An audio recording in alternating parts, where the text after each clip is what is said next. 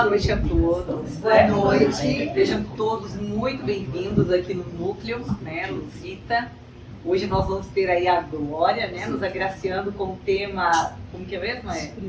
As primeiras pregações do nosso Senhor Jesus Cristo, né? Esse vai ser o tema da noite. Tem alguém que está vindo pela primeira vez à casa? Seja muito bem-vinda. Todos são muito bem-vindos aqui na casa, né? Nós vamos iniciar com uma oração, depois nós vamos ter a palestra da Glória, e ao final, aqueles que quiserem, né, ter o passe, podem aguardar sentados, né, no seu lugar, que vão ser encaminhados. E também a fluidoterapia. A fluidoterapia, a Dani anota ali, né, os nomes, né, então quem quiser fazer é só deixar o nome anotado com a Dani, ok? Então vamos elevar os nossos pensamentos para nos conectar com a espiritualidade amiga que há muito já vem preparando esse ambiente para nos receber. Esse ambiente que está nesse momento repleto de luz, repleto de amor vindo do alto, para acalmar os nossos corações, para que a gente possa sair daqui melhores do que entramos, para que a gente possa aproveitar da melhor forma possível essa grande oportunidade que é a nossa vida, que é a nossa encarnação. Possamos estar todos protegidos na noite de hoje e que a palestra toque os nossos corações. Que assim seja. Boa palestra, Glória. Então, meus irmãos, minhas irmãs, hoje nós estamos aqui para fazer uma reflexão sobre as primeiras pregações de Jesus, que é um tema muito interessante.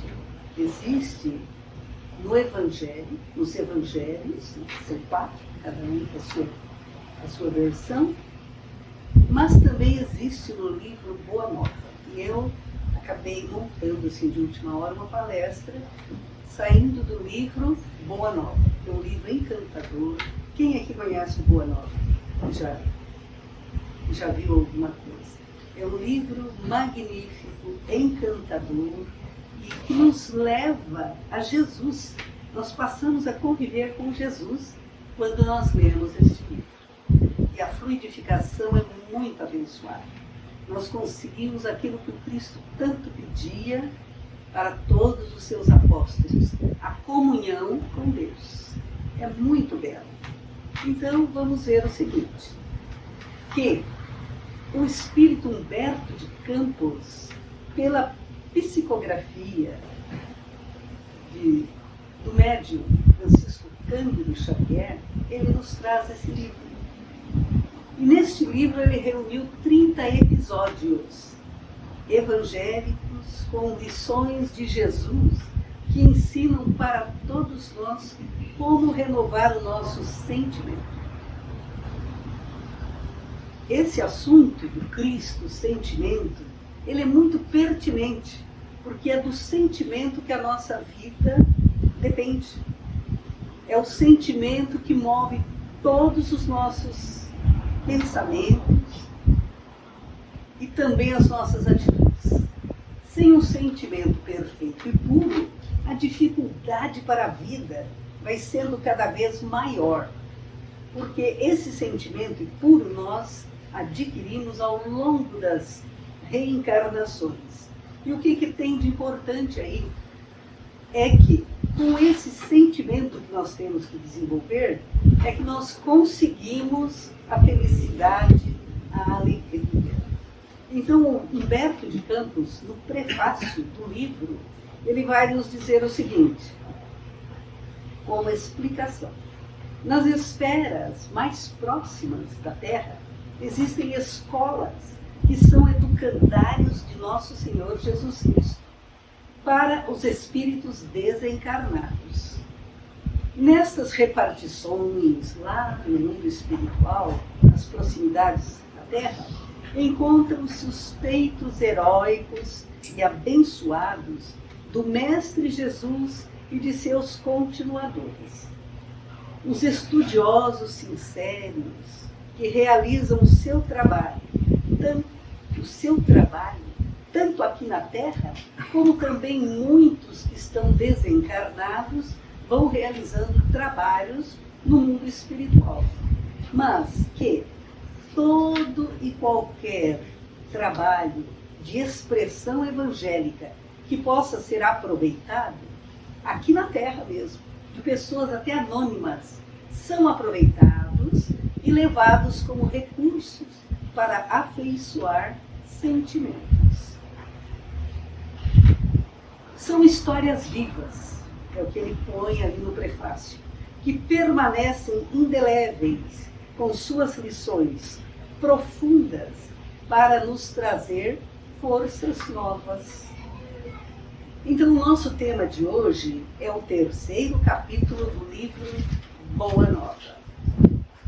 E este capítulo, ele nos leva a voltar no tempo. Nós vamos encontrar Jesus nos primeiros dias do ano 30, de nossa era. Quase mais de 2000 anos, né? 2005 anos. Antes de Jesus iniciar as suas gloriosas manifestações. Então Jesus, ele vai avistar-se com o seu primo João Batista no deserto da Judéia, lá naquelas areias quentes, e ali ele permaneceu muitos dias junto com João Batista. Ali eles trataram das tarefas, como seria a implementação do reino de Deus aqui na Terra.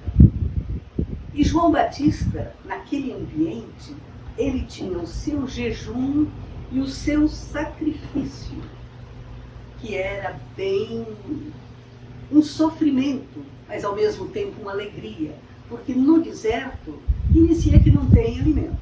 Então ele alimentava-se em jejum de gafanhotos. Mas também o sacrifício. Qual era o sacrifício? Ele usava roupas adaptadas àquela situação dele, porque não teria outras, feitas de pelo de carneiro, comia mel e gafanhotos. Então era todo um jejum no sacrifício, a vida do grande precursor de Jesus. Mas chega um momento em que Jesus despede-se do seu companheiro e parte ali do deserto para o oásis de Jericó. E neste oásis de Jericó é muito interessante, porque ele fica ali numa condição de água e de verduras, esse oásis. Vem do deserto, segue aquela estrada íngreme, rústica, inclemente, debaixo daquele sol. Daí você tem como entrar em Jericó e ali você vai ter sua alimentação, sua água. E é o que o Cristo fez naquela época. E de Jericó, Jesus parte para Jerusalém. E quando ele chega em Jerusalém, ele fica como um peregrino nas adjacências do templo. E conforme ele ali estava, ele foi notado por um grupo de sacerdotes que observaram aquele jovem que lhes atraiu a atenção. Olhando para aquele jovem, ele tinha uma fisionomia, um porte físico que mostrava a originalidade da raça hebraica. E também tinha um olhar profundo e muito lúcido. E eles ficaram admirados com aquela presença. Mas aqueles sacerdotes se retiraram dali. Apenas um sacerdote continuou ali, nas adjacências do templo, e se interessou para vir conversar com Jesus. Este sacerdote se chama Hanã. Hanã é aquela figura que no Evangelho tem o nome de Anás. Anás. Anás, sogro de Caifás. São dois sacerdotes que... Anás é sogro de Caifás. São dois sacerdotes que tiveram uma atuação muito importante no processo de Jesus. Foram eles que determinaram a ida de Jesus para a cruz, morte de cruz. Então, o que significa Anás? Nós vamos encontrar apontamentos sobre Anás e Caifás, os dois sacerdotes, no Evangelho de Lucas e de João. Mas o que aconteceu? Hanã, ele ficou muito entusiasmado com aquele jovem e chega ali perto e fala-lhe com orgulho: Galileu, que fazes na cidade? Faz essa pergunta. E Jesus exclama de uma forma muito nobre, muito modesta, e diz-lhe: passo por Jerusalém buscando a fundação do reino de Deus. Então, meus irmãos, nós vamos ver aí que o reino de Deus é a matéria principal, é a matéria-chave de todo o ensinamento de Jesus para nós. É o reino de Deus. O que significa esse reino de Deus? O Batista, desde todo o seu ministério, desde o início, ele dizia para as pessoas: fazei penitência, porque está próximo o reino dos céus. Mas essa penitência que leva a criatura para o reino dos céus, no sentido de muda de ideia, muda de atitudes, busca um novo modo de vida que não é o material. Isso é o que o Batista pediu. E o Cristo, quando inicia a sua pregação, também ele proclama para aquele povo: fazei penitência, porque está próximo o reino dos céus. Arrependei-vos e creiam no Evangelho. Olha bem, o único assunto que foi acrescentado aí é: e creiam no Evangelho.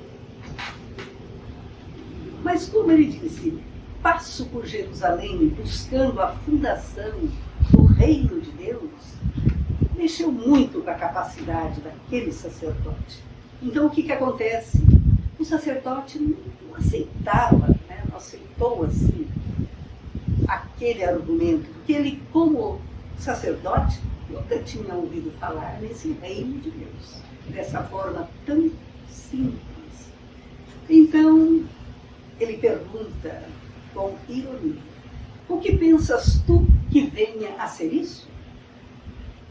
E Jesus esclarece com serenidade: o reino de Deus é a obra divina no coração dos homens.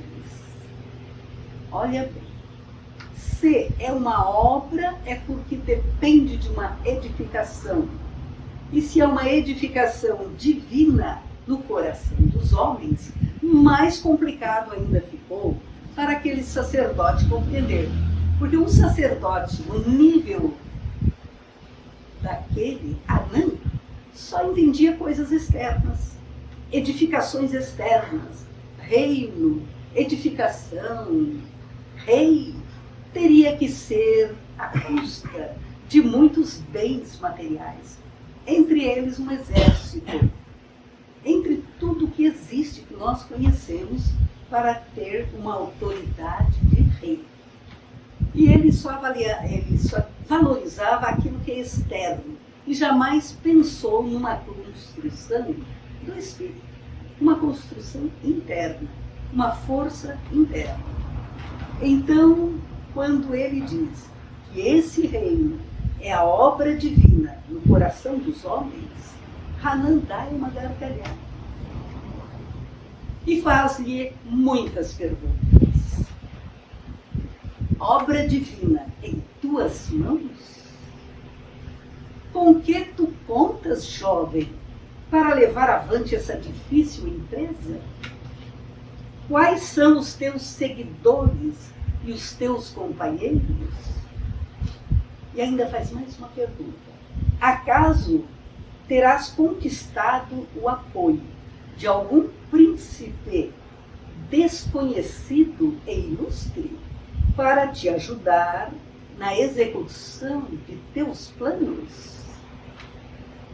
Mas Jesus ouviu tudo aquilo com muita serenidade e com um olhar pleno de bondade, respondeu para o sacerdote: meus companheiros hão de chegar de todos os lugares. Então, Jesus mostra que no futuro nós seríamos os companheiros, toda a humanidade, para levar esse conhecimento de afeiçoar sentimentos. Mas Hanan responde para ele, porque ele disse que viriam de todos os lugares. Hanan diz: os ignorantes e os tolos estão em toda parte na terra. Certamente que representará o material da tua edificação. E ele falou ainda: tu propões realizar uma obra divina, mas já viste alguma estátua perfeita, modelada em fragmentos de lama? E aí nós vamos ver que essa lama, ele vê que são os tolos e os ignorantes. Como, né? Seria esse conjunto que nós temos. E que, para Jesus trabalhar, jamais teria com este pessoal como edificar uma obra divina. E Jesus disse para ele com energia serena: sacerdote, nenhum mármore existe mais formoso do que o do sentimento. E nenhum cinzel é superior ao da boa vontade. O que significa, meus irmãos? Tão linda a expressão. Nenhum mármore existe mais formoso do que o sentimento. E nenhum cinzel é superior ao da boa vontade. Comparando o coração, o nosso sentimento. O sentimento é do espírito, o coração é da matéria. Então, o que se faz com o coração? Ele comparou com mármore, uma pedra dura. E o cinzel, aquele material de lapidar, de trabalhar, a boa vontade sincera. Que significa é que nós é que trabalhamos o nosso sentimento durante as reencarnações. E isso significa a evolução. O nosso sentimento espiritual, que o coração expressa, vai sendo trabalhado pela nossa própria boa vontade. Aí a boa vontade sincera. Por quê? Porque você vai trabalhar, vai investir, vai se esforçar. E aí você vai observando, trabalhando o próprio sentimento. Não é, Angélica? Então é um trabalho nosso. Nós vamos observando como é que nós estamos sentindo, nos expressando, onde quer que estejamos, junto aos nossos irmãos e também com todo o trabalho que nós temos na própria natureza. Porque construções definitivas, que é a matéria-prima de Jesus, porque ele veio nos ensinar a construir, mas definitivo, nada de matéria para a nossa construção, no sentido de carregar conosco a nossa bagagem, que é uma bagagem moral, uma bagagem de inteligência, uma bagagem construída pelo nosso espírito. Porque os fundamentos do reino de Deus, qual tal Jesus nos traz, é porque ele tem essa condição de emissário, de um escolhido divino para vir até nós. Logo, somente ele poderia nos explicar e viver o reino de Deus, para que nós possamos entender.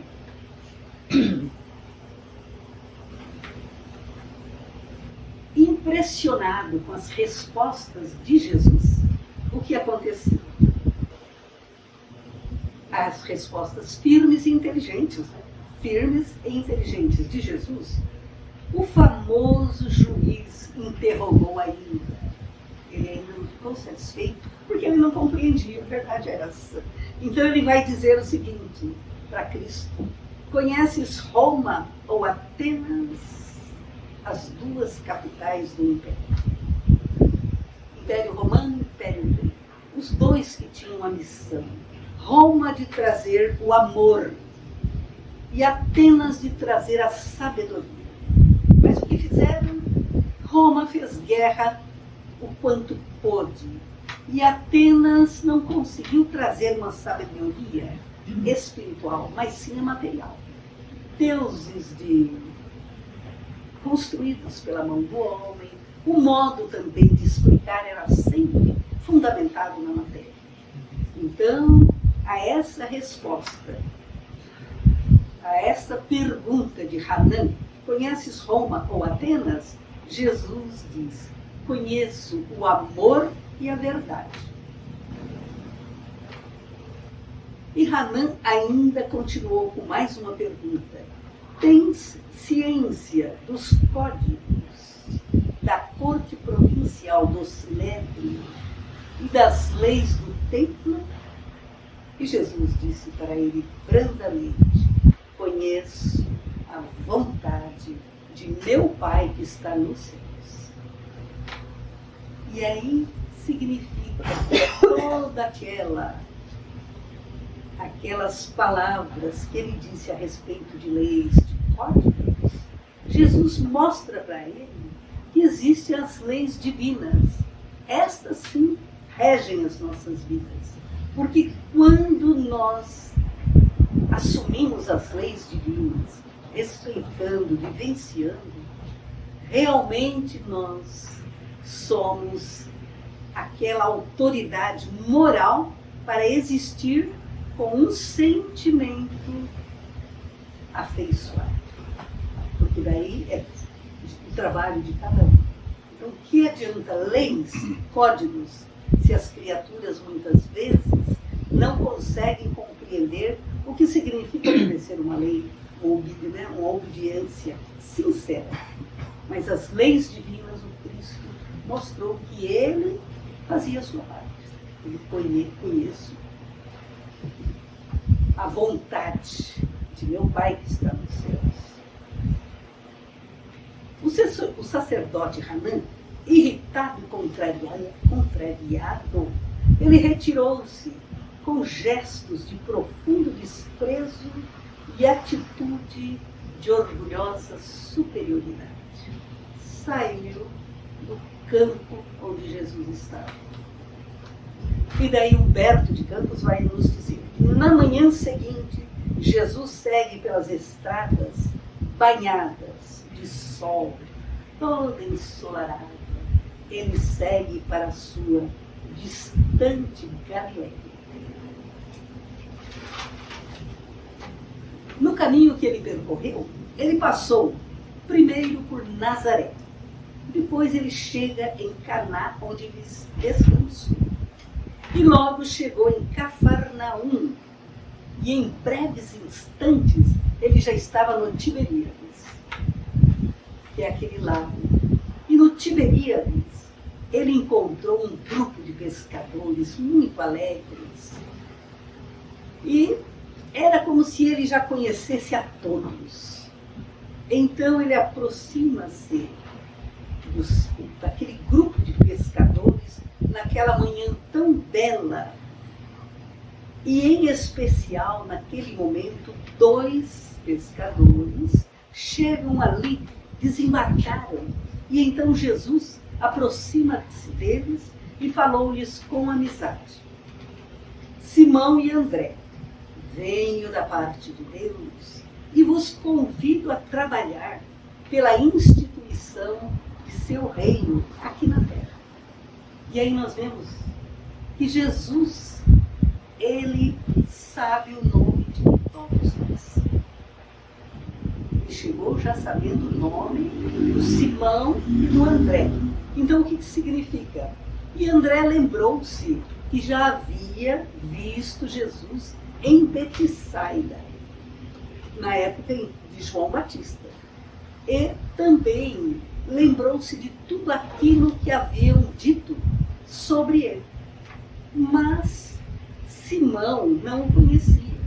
Simão, surpreendido e admirado, ele ficou ali refletindo sobre aquela visita. Simão e André, dando expansão aos seus temperamentos acolhedores, eles disseram para Jesus: sede bem-vindo, porque Jesus estava ali junto deles. Sede bem-vindo.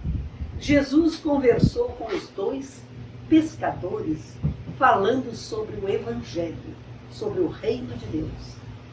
E André exclamou: um rei? Mas Cafarnaum tem tão poucas casas? E Pedro disse, para demonstrar boa vontade e acatamento, Pedro disse com humildade: o lago é muito grande, tem várias aldeias, circundando todas essas águas. O reino poderá abranger todas as aldeias. O Senhor Jesus, naquele momento, que viu os dois ali pensando como seria o rei, ele não falou nada. Ele apenas esboçou um sorriso e adiou as suas explicações para o futuro, que hoje nós compreendemos, graças à doutrina espírita, que explica o que significa o reino de Deus para todos nós. Então, essa é a explicação do futuro. Uma dúvida.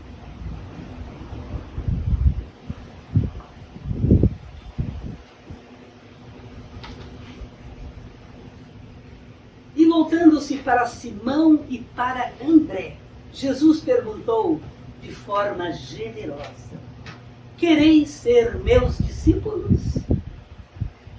E os dois, admirados, ficaram com aquele convite. Mas Pedro refletia: que homem seria aquele onde lhe escutaram o timbre carinhoso daquela voz íntima e familiar? Onde? E mais, os dois pescadores esforçavam-se para encontrá-lo nas suas recordações mais queridas e não sabiam explicar aquela fonte de amor e confiança que lhe brotava no âmago do espírito. E sem hesitação e dúvida, sem nenhuma hesitação e sem nenhuma dúvida, eles responderam para Jesus: Senhor, seguiremos os teus passos. Aqui, meus irmãos, significa que eles já conheciam Jesus, sim, porque havia todo um preparo. Jamais uma obra dessa seria ali na hora o reconhecimento. Quantas vezes se reuniram e se prepararam com Simão e com André? Por isso que eles estavam ali, né? A gente no corpo esquece muito e muito, mas tem condições de viver aquilo que nos é proposto de bem e a que nos propomos. Essa é a certeza. Jesus abraçou-os com ternura e, acompanhado por Simão, por André e por um grande grupo de curiosos, ele seguiu para o centro de Cafarnaum. Entrou na coletoria e ali estava um funcionário culto, conhecido pelo nome de Levi. Então Jesus perguntou para ele: que fazes tu, Levi? Levi, sem demora, respondeu: recolho os impostos do povo devidos a Herodes. Queres vir comigo para recolher os bens do céu? Lhe disse Jesus. Levi, mais tarde, que seria o apóstolo Mateus, sentiu-se envolvido por santas emoções. a sua alma foi dominada por um estado de bem-estar tão grande, de alegria, de paz, que ele disse comovido para Jesus: Senhor, estou pronto. Então disse Jesus para ele: então vamos, segue-me. Olha que convite lindo, segue-me. Então vamos. Jesus abraçando-o, eles ficaram ali naquela união, mostrando que era um trabalho preparado já desde há muito, por causa daquela facilidade de acolhimento entre eles. Em seguida, todos eles partiram, todo aquele grupo e aqueles que já foram convidados para o trabalho, seguiram para a casa de Pedro, onde Jesus fez sua primeira exposição sobre a sua consoladora doutrina. E Jesus ali esclareceu que a adesão desejada era do coração sincero e puro, para sempre, às claridades do reino. O que significa? Vai ter essa anuência, vai ter essa aceitação para realmente se tornar um coração puro ao longo da caminhada. É porque essa caminhada, ela se volta para as claridades do reino. Se você ficar ali, firme, com firmeza, com determinação, chegará às claridades do reino. E por isso você tem que ter a adesão sincera e pura, voltando-se para o bem, sincera e pura. Iniciou-se naquele instante a eterna união dos inseparáveis companheiros, porque realmente foram até o fim. Meus irmãos, eu sinto que essas lições, elas são tão benéficas para as nossas almas, porque trazem Jesus e trazem o plano maior, ou seja, os representantes de Jesus, nossa comunhão com Jesus. Logicamente que pelo pensamento nós acabamos recebendo a vitalização, aquela que ilumina, que irradia e que nos torna felizes, sadios, sábios, em condições de bom ânimo e vontade de fazer somente o bem, com recursos para fazer somente o bem, para si e para os nossos irmãos. Na tarde desse mesmo dia, o mestre fez a sua primeira pregação da Boa Nova. Olha que foi tudo naquele dia que ele chegou. A pregação da Boa Nova na praça ampla, cercada de verdura, situada junto às águas do Tiberíades. Na praia extensa se acotovelava a grande multidão de pescadores rústicos, de mulheres aflitas pelas constantes flagelações. Eram mulheres sofridas tanto no ambiente externo como no ambiente interno, sofridas de flagelações comuns naquela época, de crianças sujas e abandonadas. E ali se misturavam publicanos pecadores com homens analfabetos e simples. A multidão veio ali com ansiedade para ouvir Jesus. Jesus contemplou a multidão com satisfação, contrário a tudo aquilo que lhe disse Hanã. Ele teria todas as condições para o seu trabalho redentor. Ele aproveitaria o sentimento como um mármore precioso e a boa vontade como cinzel divino. Interessante que esse cinzel divino nos fala do auxílio dos espíritos superiores e o sentimento do nosso espírito. Porque Porque ele aproveitaria o sentimento como mármore precioso. Tem que trabalhar aqui. Mas a boa vontade como cinzel divino. E para ser um cinzel divino, tem que ter o auxílio dos superiores a nós, logicamente. Os ignorantes e os ignorantes, os fracos, os sofredores, os desalentados, os doentes, os pecadores, todos seriam em suas mãos o material de base para a sua construção eterna e sublime. Então significa que tudo isso que nós vimos de sofrimento, de desalento, de fraqueza, de ignorância, de doença, de pecado, Jesus trabalha em nós. É Ele que trabalha. Tenhamos fé, porque é Jesus que trabalha todos os nossos vícios, a partir da nossa aceitação, da nossa instrução, do nosso acompanhamento com sinceridade, acompanhando Cristo. E torna-se essa construção eterna do Cristo, para todos sempre.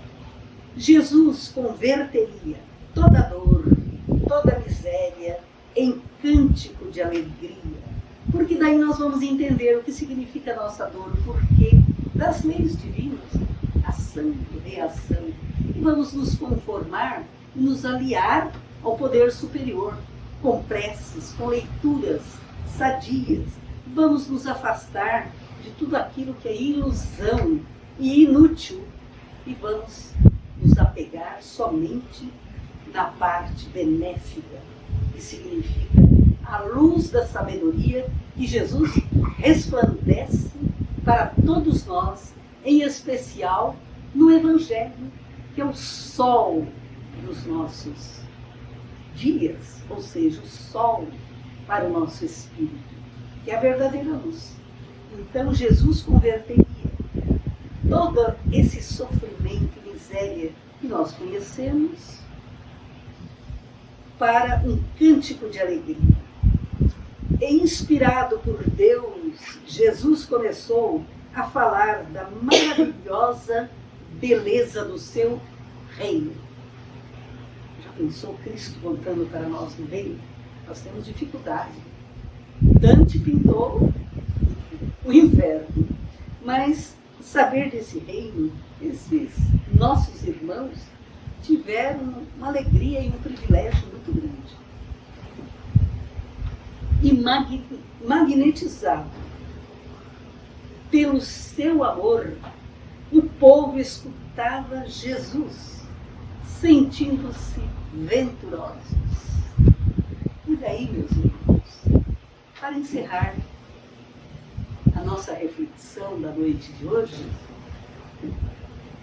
o que é que o espírito Humberto de Campos esclareceu no final do livro Boa Nova. Humberto de Campos, o espírito, concluiu o 3º capítulo com esta descrição.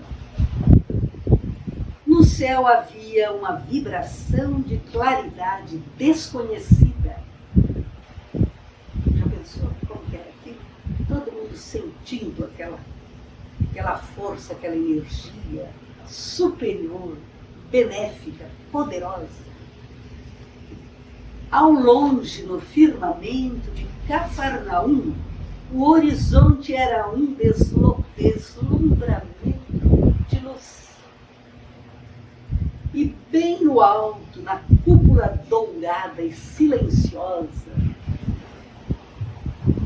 as nuvens delicadas e alvas tornavam a formar, meus irmãos, tomavam a forma suave das flores e dos arcanjos do paraíso. Então, foi assim uma beleza transcendental, magnífica e poderosa, que veio do mundo infinito do Pai, trabalhada pelos anjos e arcanjos do paraíso, flores perfumadas, e Jesus, aquele poder divino que nos visitou, que ficou aqui no nosso chão, que trabalhou com todos ali, no corpo a corpo, nessa natureza extraordinária, criação divina onde vivemos. E ele nos ensinou a viver a humildade, a caridade, a renúncia, o perdão, o amor. Esse amor divino onde, conforme diz Paulo, nós navegamos, nós vivemos, e aqui nós estamos e somos geração desse amor, e somos sustentados por esse amor mesmo. São essas as palavras da noite de hoje, sobre como trabalhar o sentimento, segundo a proposta de Jesus. Como afeiçoar o sentimento, para que possamos ter esse reino de Deus dentro de nós. Porque somente um sentimento puro é que significa reino de Deus, conforme Jesus falou tantas vezes no reino de Deus. E em especial nós sabemos que o Evangelho de Lucas vai nos dizer, concluindo tantas posições que nós vemos no Evangelho sobre o reino de Deus, Lucas disse, o reino de Deus está dentro de nós. E que o Cristo disse, ele não vem com limites, ele não é de forma visual. Você não vai ver, porque o reino de Deus está dentro de vós. E esse dentro de vós significa ter o sentimento puro, perfeito. E aí sim, e é por essa autoiluminação, é por todo esse desejo de mudança, de renovação, é que hoje nós estudamos essa doutrina misericordiosa e poderosa, que é a doutrina espírita, que é o Evangelho de Jesus nos dias atuais. Graças a Deus, meus irmãos. E que privilégio esse povo teve, né, de poder ouvir diretamente de Jesus, né? De Jesus. De como era o reino. Hoje a gente tem isso materializado, né? Hoje a gente tem o livro dos Espíritos, a gente tem as respostas de Kardec, né? Tudo materializado ali, né? O próprio Evangelho nas nossas mãos, né? E é um privilégio para todos nós, né? Como a gente já tem isso. Só que você falou uma coisa muito legal, Glória, sobre que a base disso tudo está realmente nesse povo, né? Nos que mais necessitam, nos doentes. Né? A base é a humildade, né? É justamente buscar a partir disso aí, né? A gente buscar ser humilde, fazer a nossa parte, o melhor, sem alardes, né? Dentro da gente, fazendo essa reforma íntima, né? A partir disso aí. É que aquele que sente a dor, as necessidades, busca uma ajuda espiritual. Nem que ele não entenda que é espiritual, mas ele, Deus, me ajuda. E ali ele vai na fé. Agora, aquele que tem o dinheiro, os meios materiais de se abastecer, tem mais dificuldade, né? De lembrar de Deus. Sendo que mesmo com dinheiro, nós temos que estar com Deus. Porque senão o dinheiro não rende. A sabedoria não rende. A saúde, né, perece. Temos que entender que é Deus. Ou seja, todo um mecanismo, em especial, que chega pelo nosso pensamento, que é o sentimento. Porque a verdade é que o sentimento é o pensamento trabalhado com amor, aquela expressão do sentimento. É bem isso. Obrigada pelas palavras. Então,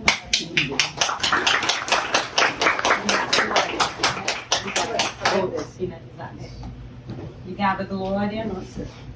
Não, obrigada pela oportunidade. É que eu montei ela meio correndo, que era diferente. Eu não montei a boa nova. Não, ela que falou que ia falar isso, então vai esse trecho desse tamanho.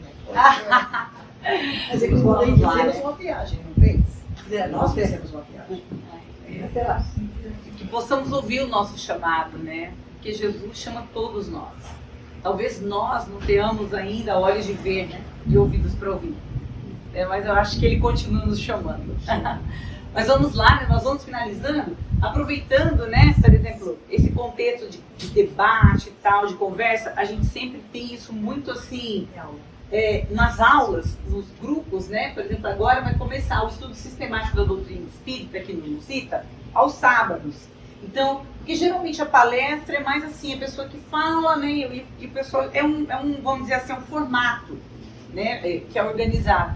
E nesses momentos de grupo, de estudo, é um momento assim muito especial, onde a gente vai, vamos dizer assim, mergulhar mais, né, nessa questão das conversas. E aqui vai começar.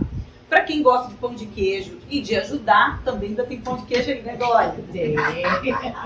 E tem os cartazes, né, o que tem na casa, enfim, o que a gente pode fazer aí para ajudar. Eu também estou improvisando aqui, que eu sou também, o Thaís não veio. Mas a Eles vão também na quarta-feira, das 2 às 3h30, a gente faz o estudo do Livro dos Espíritos. Com o Luizinho, né? Não. É o Evangelho do Espiritismo e o Evangelho de Mateus. E depois, em seguida, tem a continuidade do ESG, que vai ser estudando a mediunidade das 4 às 5h30, na quarta-feira. Nós vamos pôr todos os cartazes ali, viu, gente?